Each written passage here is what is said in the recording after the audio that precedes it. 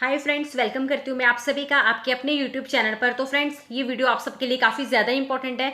Indian polity के most important questions मैं आपको बताऊंगी। मैं आपको दावे के साथ बोलती हूँ, अगर आपने इस वीडियो को ध्यान से सुन लिया, इस वीडियो पे फोकस कर लिया, ये सारे के सारे क्वेश्चंस आपको एक ही बार में याद हो जाएंगे। आपने सारा फोकस इसी वीडियो पे करना है। अपने फ्रेंड्स के साथ इस वीडियो को जरूर शेयर करना, वीडियो को लाइक जरूर कर देना और सब्सक्राइब कर लेना चैनल को। अगर आप पहली बार चैनल पे विजिट कर रहे हैं, सब्सक्राइब करने के साथ बेल बटन को जरूर प्रेस कर लेना। इसी से आपको फ्री में नोटिफिकेशन आते रहेंगे जब भी मैं कोई नई जानकारी डालूंगी। चलिए फ्रेंड्स, स्टार्ट करेंगे आज की हमारी इंपॉर्टेंट वीडियो। आप इस वीडियो को एज अ लाइव टेस्ट भी ले सकते हो, क्योंकि मैंने यहाँ पे चार चार ऑप्शंस दिए हुए हैं।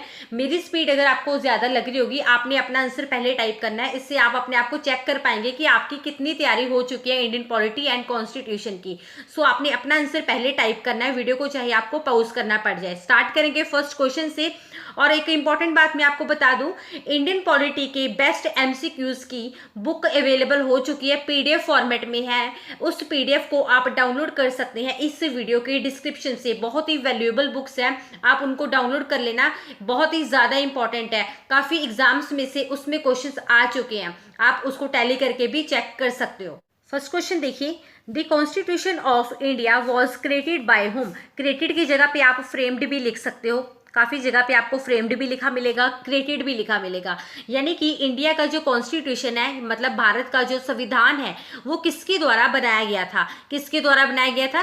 कॉन्स्टिट्यूशन असेंबली के द्वारा। यानी इसका ऑप्शन डी बिल्कुल सही आंसर है। 1946 में, याद रखिएगा, 1946 में कैबिनेट मिशन प्लान आया था। इसी के अकॉर्डिंगली हमारा संविधान जो बना था। और 1946 के बाद 26 नवंबर 1949 को, ये इंपॉर्टेंट डेट है, नोट करना, 26 नवंबर 1949 को संविधान बनाया गया था। और इसी दिन कॉन्स्टिट्यूशनल डे मनाया जाता है। यानी कि अगर आपको क्वेश्चन आ जाए एग्जाम में कि कॉन्स्टिट्यूशनल डे कब मनाया जाता है, यानी कि संविधान डे या संविधान दिवस कब मनाया जाता है, दैट इज 26 नवंबर। और जब ये फ्रेम किया गया था, ये भी याद रखना है, जब ये फ्रेम किया गया था या जब क्रिएट किया गया था भारत का संविधान, उस टाइम ड्राफ्टिंग कमेटी के चेयरमैन कौन थे? काफी बार एग्जाम में रिपीट हो चुका है ये क्वेश्चन कि हमारा जो संविधान जब बना, उस टाइम ड्राफ्टिंग कमेटी के चेयरमैन कौन थे? कौन थे? भीमराव अंबेडकर जी। इनका भी नाम हमको याद रख लेना है। नेक्स्ट है, which has the power to form new states या change the border of the states in constitution. मतलब क्या है कि नए स्टेट्स को बनाने के लिए या उसको बदलने के लिए, नए स्टेट्स बनाने के लिए या उसको चेंज करने के लिए संविधान में राज्यों की जो सीमा है, ठीक है, उसको बनाने की पावर कौन देता है? कौन देता है? पार्लियामेंट। यानी ऑप्शन बी इसका सही आंसर है। अगर हिंदी में लिखना चाहते हैं, सांसद या संसद आप लिख सकते हैं। और ये किस आर्टिकल में लिखा गया, ये भी इंपॉर्टेंट है। लिखिए, आर्टिकल नंबर 79 में ये लिखा गया है। पूछा जा सकता है एग्जाम में कि कौन से आर्टिकल में लिखा गया है कि पार्लियामेंट जो है वो स्टेट को बदलने के लिए या उसको नया बनाने के लिए पावर देता है। आपको याद रखना है, आर्टिकल नंबर 79 में ये लिखा गया है। मतलब क्या है कि अगर बिल पास करेंगे तभी किसी स्टेट का नाम चेंज हो सकता है या नया स्टेट बनाया जा सकता है। और ये सब जो है आर्टिकल नंबर 3 में लिखा गया है। नाम बदलना, नई बाउंड्री बनाना, नाम रखना नया, किस आर्टिकल में लिखा गया? आर्टिकल नंबर 3 में। और पावर पार्लियामेंट के पास है, ये किस आर्टिकल में लिखा गया है? 79 में। फिर से रिपीट करूंगी, आपको कंफ्यूज नहीं होना है। कौन से आर्टिकल में लिखा गया कि पार्लियामेंट के पास इसकी पावर होती है? Article number 79। और बिल पास करना, ठीक है, और किसी स्टेट का नाम चेंज हो सकता है और नाम बदलना, नई बाउंड्री बनाना, ये लिखा गया है आर्टिकल नंबर 3 में। कंफ्यूज नहीं होना, कंपैरिजन करके आपको नोट डाउन करना है अपने तरीके से। नेक्स्ट है, how many members can be nominated for both houses of parliament. मतलब पार्लियामेंट के, यानी कि संसद के दोनों सदनों के लिए, दोनों हाउसेस के लिए कितने सदस्य हैं जो कि नॉमिनेट किए जा सकते हैं या हो सकते हैं? कितने सदस्य किए जा सकते हैं? 14। यानी इसका ऑप्शन ए बिल्कुल सही आंसर है। सबसे पहले ये देखिए, जो बोथ हाउसेस ऑफ पार्लियामेंट है, इसमें क्या क्या आता है? कौन से दो हाउसेस है? राज्यसभा और लोकसभा। याद रखिएगा, राज्यसभा और लोकसभा। लोकसभा को बोलते हैं द हाउसेस ऑफ पीपल, ठीक है, द हाउसेस ऑफ पीपल। और राज्यसभा को क्या बोलते हैं? और द काउंसिल ऑफ स्टेट्स। जरूर साथ में नोट डाउन कर लेना। नेक्स्ट है, who gave the idea of constituent assembly. मतलब क्या है कि कॉन्स्टिट्यूएंट असेंबली का आइडिया जो है वो किसने दिया था? किसने दिया था? एम एन रॉय जी ने। यानी इसका ऑप्शन थर्ड बिल्कुल सही आंसर है। एम.एन. रॉय है जिन्होंने संविधान सभा का यानी कि कॉन्स्टिट्यूएंट असेंबली का आइडिया जो है वो दिया था। याद रखिएगा 1935 में ये आईएनसी की यानी कि इंडियन नेशनल कांग्रेस की एक ऑफिशियल डिमांड बन चुकी थी। कब? 1935 में। डेट जरूर साथ में याद कर लेना। 1935 में आईएनसी की यानी कि इंडियन नेशनल कांग्रेस की ऑफिशियल डिमांड बन चुकी थी। और 1940 में जब अगस्त ऑफर आया था ना, 1940 में याद रखिएगा अगस्त ऑफर आया था, तब इसे फॉरवर्ड किया गया था। और फाइनली 1946 में, याद रखना 1946 में जब कैबिनेट मिशन आया तब जाकर कॉन्स्टिट्यूएंट असेंबली को एक्चुअल में अप्रूवल मिली थी, मतलब ऑफिशियली अप्रूवल एक्चुअल में 1946 को मिली थी। नेक्स्ट देखिए, the idea of Lokpal bill is taken from, मतलब जो लोकपाल बिल का आइडिया है वो कहाँ से लिया गया है? कहाँ से लिया गया है? स्कैंडिनेवियन कंट्रीज से। यानी इसका ऑप्शन बी बिल्कुल सही आंसर है। स्कैंडिनेवियन कंट्रीज होती है जो कि ठंडे कंट्रीज होती है। सो आपको याद रखना है जो लोकपाल बिल का आइडिया है वो स्कैंडिनेवियन कंट्रीज से लिया गया है। ऑप्शन बी इसका राइट आंसर होगा। हुआ क्या कि जो कॉन्स्टिट्यूशन मेकर्स है, ठीक है, उनके माइंड में भी ये चीज़ आई थी कि जो ऑलरेडी फ्रीडम कंट्रीज हैं उनके पास कौन सी अच्छी चीज़ें हैं जो हम भी ले लें। मान लो आपका कोई बिजनेस है या आप ये मानो कि आपका कोई घर बन रहा है, ठीक है, आपने अपने घर को डिज़ाइन करवाने के लिए, ठीक है, कुछ आपने किसी और के घर के डिज़ाइन देखे या आपने गूगल पे देखे, मतलब क्या है कि आपके माइंड में भी ये चीज़ आ गई, आपको वो चीज़ अट्रैक्ट करेगी, ठीक है, कि नहीं मेरे लिए भी ये चीज़ सही है और मुझे भी यही चीज़ अपने घर के लिए लगवानी है, ठीक है। सो लोकपाल का आइडिया भी स्कैंडिनेवियन कंट्रीज से आया है, ठीक है, आपको याद रखना है। नेक्स्ट देखिए, the rule of law is taken from the constitution of which country, मतलब क्या है, लॉ का जो रूल है, ठीक है, लॉ का जो मतलब नियम है या रूल है वो किस देश के संविधान से लिया गया है, मतलब किस देश के कॉन्स्टिट्यूशन से लिया गया है। सो किस कंट्री के कॉन्स्टिट्यूशन से लिया गया है? ब्रिटिश कॉन्स्टिट्यूशन से। पॉलिटी के क्वेश्चन इस तरह के होते हैं, ईजी भी बहुत होते हैं, आपको ऑप्शंस भी काफ़ी ज़्यादा सेम मिलती हैं, ठीक है, बस आपने कन्फ्यूजन नहीं क्रिएट करनी है, कन्फ्यूज नहीं होना है, आपको बस राइट आंसर है वो अपने माइंड में याद रखना है। नेक्स्ट देखिए, the original constitution of India was published at, ये काफ़ी ज़्यादा रिपीटेड क्वेश्चन है हर गवर्नमेंट एग्जाम में, याद रखना। मतलब क्या है कि ओरिजिनल कॉन्स्टिट्यूशन जो है यानी कि मूल संविधान है जो इंडिया का, ठीक है, भारत का मूल संविधान, मतलब कहाँ से पब्लिश किया गया है, कहाँ से उसको प्रकाशित किया गया था, ठीक है, कहाँ से किया गया था? देहरादून से। यानी इसका ऑप्शन ए बिल्कुल सही आंसर है।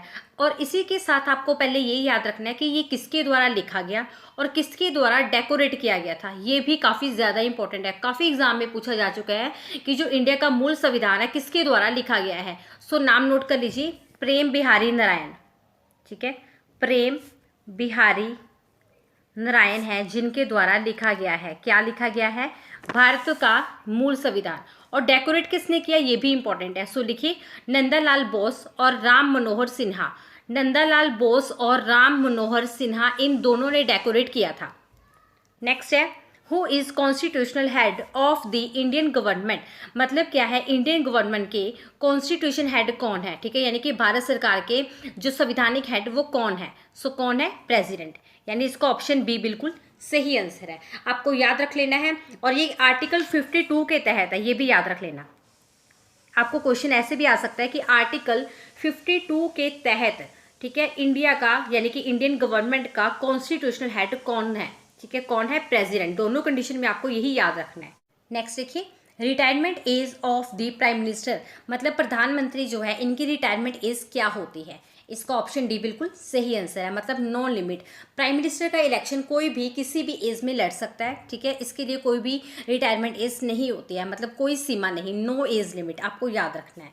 नेक्स्ट है, who was the first women president of INC, यानी कि इंडियन नेशनल कांग्रेस, INC मतलब इंडियन नेशनल कांग्रेस की, ठीक है, पहली वुमेन प्रेसिडेंट कौन थी। सो कौन थी? Annie Besant. यानी इसका ऑप्शन सी बिल्कुल सही आंसर है।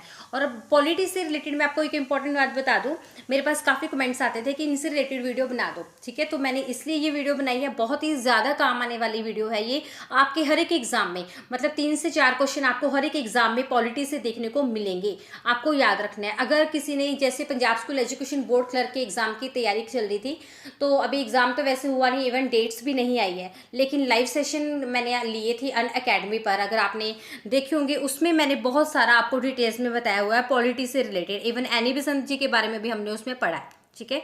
सो आपको याद रखना है 1914 में यानी कि 1914 में जब वर्ल्ड वॉर 1 हुआ था, ठीक है, वर्ल्ड वॉर 1 हुआ था, एनी बेसेंट ने इंडिया में होम रूल लीग लॉन्च की थी उस टाइम। 1917 में यानी कि 1917 में हमें आज़ादी दिलवाने के लिए ये INC की यानी कि इंडियन नेशनल कांग्रेस की पहली वीमेन प्रेसिडेंट बनी थी। नेक्स्ट है, which article describes that person voluntarily acquiring citizenship of a foreign state no longer to be citizen of India. मतलब कौन से आर्टिकल में ये बताया गया है कि कोई भी पर्सन जो कि फॉरेन की सिटीजनशिप को एक्वायर कर लेता है, मतलब अधिग्रहण कर लेता है, मतलब ठीक है, अधिग्रहण कर लेता है, प्राप्त कर लेता है या हासिल कर लेता है, ठीक है, सो अपनी इच्छा से, मतलब अगर वो एक्वायर करता है, हासिल करता है, तो वो इंडिया का सिटीजन नहीं कहलाएगा। सो कौन से आर्टिकल में बताया गया? आर्टिकल नंबर 9 में, यानी इसका ऑप्शन ए बिल्कुल सही आंसर है। नेक्स्ट है, directive principles is taken from the constitution of which country. मतलब क्या है, हमारे कॉन्स्टिट्यूशन में जो डायरेक्टिव प्रिंसिपल है, ठीक है, वो किस देश के, किस कंट्री के कॉन्स्टिट्यूशन से यानी संविधान से लिया गया है। किस कंट्री के कॉन्स्टिट्यूशन से लिया गया है? इरिश, यानी ऑप्शन बी इसका सही आंसर है। नेक्स्ट है, who is the ex officio chairman of Rajya Sabha. मतलब क्या है कि राज्यसभा के एक्स ऑफिशियो चेयरमैन मतलब पदेन अध्यक्ष कौन होते हैं? सो राज्यसभा के पदेन अध्यक्ष होते हैं वाइस प्रेसिडेंट। जैसे हमारे इंडिया के वाइस प्रेसिडेंट अभी कौन है? एम वेंकैया नायडू जी, ठीक है। सो राज्यसभा के एक्स ऑफिशियो चेयरमैन कौन हुए? पदेन अध्यक्ष कौन हुए? एम वेंकैया नायडू जी। होता क्या है कि राज्यसभा की अध्यक्षता करने के लिए ही एक्चुअल में वाइस प्रेसिडेंट को सैलरी दी जाती है। वाइस प्रेसिडेंट का एक्चुअल वर्क तब होता है जब प्रेसिडेंट अवेलेबल नहीं है, मतलब कोई भी रीज़न हो सकता है, या प्रेसिडेंट अभी चुना नहीं गया, ठीक है, या वो कहीं बाहर है, मतलब अवेलेबल नहीं है, तब ही वाइस प्रेसिडेंट अपना वर्क करते हैं। एक्चुअल में राज्यसभा की अध्यक्षता करने के लिए, मतलब to preside over the Rajya Sabha, ठीक है, राज्यसभा की अध्यक्षता करने के लिए ही वाइस प्रेसिडेंट को सैलरी दी जाती है। नेक्स्ट है, what is the official term of the Indian prime minister. मतलब भारतीय प्राइम मिनिस्टर की यानी इंडियन प्रधानमंत्री की आधिकारिक अवधि क्या है? मतलब ऑफिशियल टर्म क्या है? आधिकारिक अवधि मतलब ऑफिशियल टर्म क्या है? क्या है? नॉट फिक्स्ड, यानी इसका ऑप्शन थर्ड बिल्कुल सही आंसर है। होता क्या है, आपको पता है, हम प्राइम मिनिस्टर नहीं चुनते हैं, हम क्या चुनते हैं? MP, ठीक है, MP मतलब मेंबर ऑफ पार्लियामेंट। अब फिलहाल जैसे आपको पता है बीजेपी सरकार चल रही है, मतलब प्रधानमंत्री जो है वो बीजेपी सरकार के है, ठीक है। सो अगर बीजेपी सरकार है, ठीक है, मोदी जी की मान लो 250 सीट है, अगर उसमें से 100 लोग ये कह रहे हैं ना कि मैंने अदर पार्टी में जाना है, लाइक मैंने कांग्रेस में जाना है, तो वहाँ पे क्या है, बहुमत गिर जाएगी, बहुमत गिरेगी तो सरकार गिर जाएगी। सो क्या है कि प्रधानमंत्री जो है हमेशा वो बहुमत दल का नेता होगा, ठीक है। अगर क्वेश्चन में आ जाए प्रधानमंत्री किस दल का नेता है, सो प्रधानमंत्री बहुमत दल का नेता होगा। अगर बहुमत नहीं होगी तो सरकार गिर जाएगी, इसलिए जो प्रधानमंत्री हैं वो हमेशा बहुमत दल का नेता होगा, ठीक है। बहुमत है तो सरकार 5 साल चलेगी। नेक्स्ट देखिए, from which country constitution of India has adopt fundamental duties. मतलब किस कंट्री से, इंडिया ने किस कंट्री से या किस देश के संविधान से, मतलब किस कंट्री के कॉन्स्टिट्यूशन से फंडामेंटल ड्यूटीज़ को लिया है। सो किस कंट्री से लिया है? USSR, ठीक है, USA मुझसे लिखा गया आप देख पा रहे हैं, USSR यानी कि रशिया। इसका पुराना नाम है USSR, मतलब union of Soviet social republics. पुराना नाम भी जरूर नोट करना, union of Soviet social Republic. Next question, who administers the oath of president of India. मतलब क्या है, हमारे देश के यानी कि हमारे कंट्री के प्रेसिडेंट्स को शपथ कौन दिलाता है? कौन राष्ट्रपति को शपथ दिलाता है? कौन दिलाता है? Chief justice of India. So यहीं से आपको याद कर लेना है, काफ़ी ज़्यादा रिपीटेड क्वेश्चन है ये एग्जाम्स में। मैं आपको दावे के साथ कहती हूँ जो क्वेश्चन मैं आपको करवा रही हूँ आपने अच्छे से लर्न कर लिए ना, आप कहीं भी मार नहीं खा पाओगे किसी भी एग्जाम में। सो आपको बस याद कर लेने हैं ट्रिक के साथ। नेक्स्ट देखिए, what is the current number of high courts in India. मतलब क्या है, इंडिया में यानी कि अपने भारत की हम बात कर रहे हैं, इंडिया में करंटली कितने हाई कोर्ट्स है? इस क्वेश्चन का आंसर मोस्टली स्टूडेंट्स गलत कर देते हैं, 24 पे टिक कर देते हैं। एक्चुअल में 25 इसका सही आंसर है। हाँ, पहले 24 थे, लेकिन अब एक ऐड हो चुका है, अगर आपको पता होगा, आंध्र प्रदेश के अमरावती में बन चुका है एक हाई कोर्ट। सो इसका राइट आंसर होगा 25। आपको यहीं से याद कर लेना है, क्वेश्चन काफ़ी बार आ चुका है ये एग्जाम में। खास तौर पे अगर आप किसी कोर्ट के एग्जाम की तैयारी कर रहे हो ना, सो इस क्वेश्चन को आपने यहीं से रट लेना है। आपको कन्फ्यूजन के लिए देखिए ऑप्शन में 24 भी लिखा होगा, 25 भी लिखा होगा। आपको बस राइट आंसर अपने माइंड में रटना है, 25 हाई कोर्ट है इंडिया में। नेक्स्ट है, how many times national emergency has been declared in India? मतलब क्या है, इंडिया में, ठीक है, नेशनल एमरजेंसी जो है मतलब हमारे देश में कितनी बार लगा है? कितनी बार लगा है? 3 बार, यानी इसका ऑप्शन ए बिल्कुल सही आंसर है। अच्छा, कौन कौन से टाइम लगा ये भी इंपॉर्टेंट है। सो लिखिए, पहली बार लगा है जब इंडिया और चाइना की वॉर हुई थी। कब? 1962 में। इंडिया चाइना की वॉर हुई थी 1962 में, तब लगा था। देन इंडिया पाकिस्तान वॉर हुई थी 1971 में, उस टाइम लगा था। और उसके बाद जो थर्ड लगा वो 1975 में लगा था, थर्ड टाइम, जब इंदिरा गांधी जी ने लगाया था। ठीक है, आपको तीनों बार याद रख लेना है, चुटकियों में आपको याद करना है। इंडिया चाइना वॉर जब हुई थी 1962 में, तब लगा था नेशनल एमरजेंसी हमारे इंडिया में, मतलब नेशनल एमरजेंसी डिक्लेयर कर दिया गया था। ठीक है, देन इंडिया पाकिस्तान में जब वॉर हुई 1971 में लगा, 1975 में इंदिरा गांधी जी ने लगवाया था। नेक्स्ट है, how many fundamental rights are mentioned in India? India में फंडामेंटल राइट्स जो है, ठीक है, वो कितने हैं, मतलब कितने मेंशन किए गए हैं? कितने हैं? 6, यानी इसका ऑप्शन सी बिल्कुल सही आंसर है। नेक्स्ट है, fundamental rights is taken from which country? मतलब जो फंडामेंटल राइट्स है वो कौन सी कंट्री से लिए गए हैं, आपको पूछा जा सकता है। ठीक है, कौन सी कंट्री के संविधान से लिए गए हैं फंडामेंटल राइट्स है जो इंडिया की? सो दोनों तरह से आपको याद रखना है, फ्रॉम विच कंट्री या from the constitution of which country. ठीक है, वैसे मोस्टली क्वेश्चन जो आपको आएगा वो ऐसे ही आएगा, fundamental rights is taken from the constitution of which country, मतलब किसी कंट्री के संविधान से ही लिए गए होंगे ना। सो आपको याद रखना है किससे लिए गए हैं? यूएसए, यानी कि यूनाइटेड स्टेट्स ऑफ अमेरिका। आपको याद रखना है, ऑप्शन 4 इसका सही आंसर होगा। नेक्स्ट देखिए, काफ़ी ज़्यादा रिपीटेड क्वेश्चन है ये दोनों। ठीक है, एसएससी सीजीएल का जब एग्जाम हुआ था लास्ट टाइम, उसमें ये क्वेश्चन आया था। दोनों क्वेश्चन आप ध्यान से समझना। What is the total number of fundamental duties mentioned in our constitution? मतलब क्या है, हमारे संविधान में टोटल कितनी फंडामेंटल ड्यूटीज मेंशन की गई है? सो कितनी है? 11, यानी कि इसका ऑप्शन बी बिल्कुल सही आंसर है। नेक्स्ट है, who is known as the father of Indian constitution?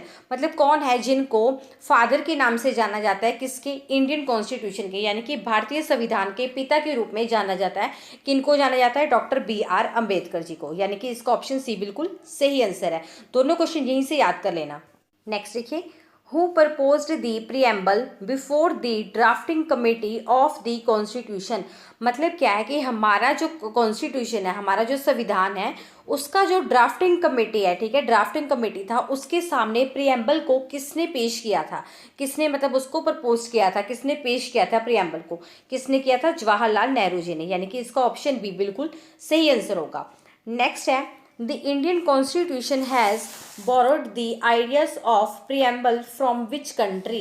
मतलब क्या है, हमारे देश में संविधान का जो आइडिया है, यानी कि हमारे कंट्री में कॉन्स्टिट्यूशन का जो आइडिया है वो किस कंट्री से लिया गया है? किस कंट्री से लिया गया है? कॉन्स्टिट्यूशन ऑफ यूएसए, यानी कि इसका ऑप्शन सी बिल्कुल सही आंसर है, यूनाइटेड स्टेट्स ऑफ अमेरिका। ठीक है, या आपको अमेरिका भी सिंपल लिखा हो सकता है कि कॉन्स्टिट्यूशन ऑफ अमेरिका। सो दोनों कंडीशन में आपको याद रखना है, यूएसए मतलब यूनाइटेड स्टेट्स ऑफ अमेरिका।